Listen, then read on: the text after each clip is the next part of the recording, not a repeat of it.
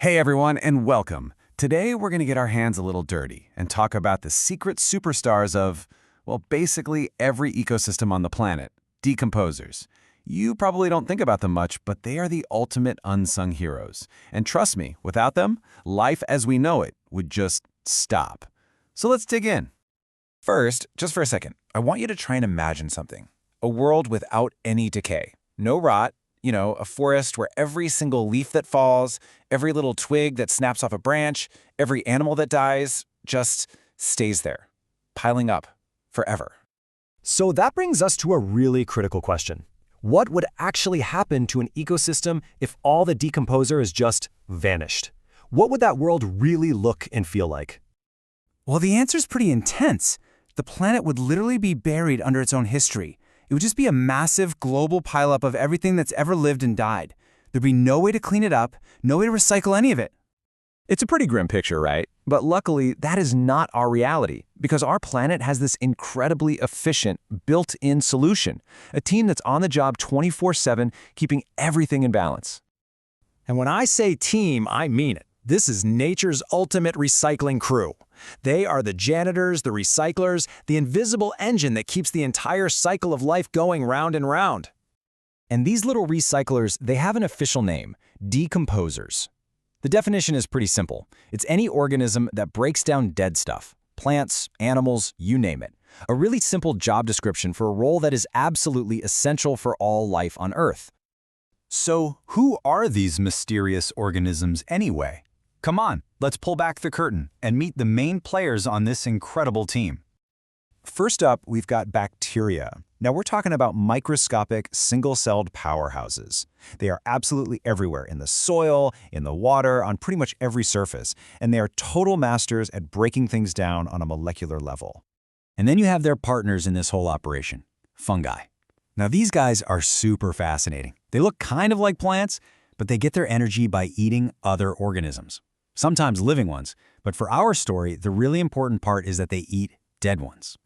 And you're way more familiar with fungi than you might think. We're talking about the yeast that makes your bread all fluffy, that fuzzy mold you find on old strawberries in the fridge, even mildew. And of course, the classic mushroom you see popping up on the forest floor. They're all part of the same gigantic, hungry family. For the longest time, scientists actually thought fungi were plants. And you can see why, right? They pop up out of the soil, they don't really move around.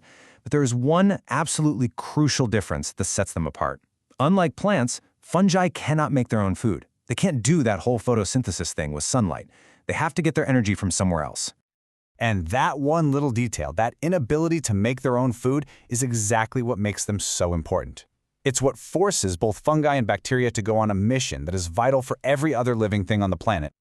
And that mission, that whole process of breaking down dead material to get energy, has a name. It's called decomposition.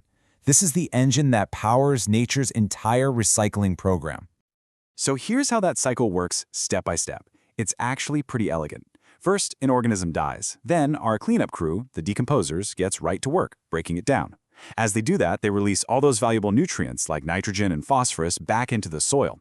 And then finally, new plants soak up those nutrients to grow. And just like that, the cycle starts all over again. It is a perfect loop. All right, quick pop quiz.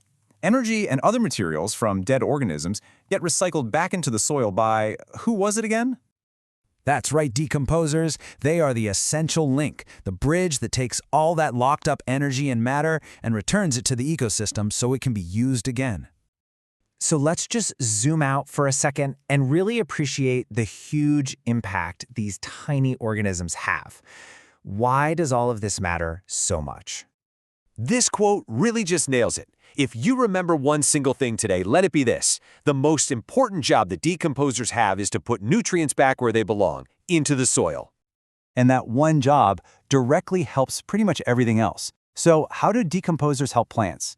Simple. They enrich the soil. They're basically creating the fertile, healthy ground that new life needs to even begin. And this whole process, this nutrient cycling, is without a doubt the #1 reason ecosystems can sustain themselves over long periods. It is the absolute foundation of a healthy planet.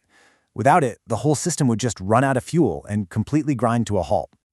And all of this brings us to one final and maybe the most important question of all. If this process is so incredibly vital, what could possibly get in the way? What kind of things, human or otherwise, could interfere with the work of our planet's most important recycling team?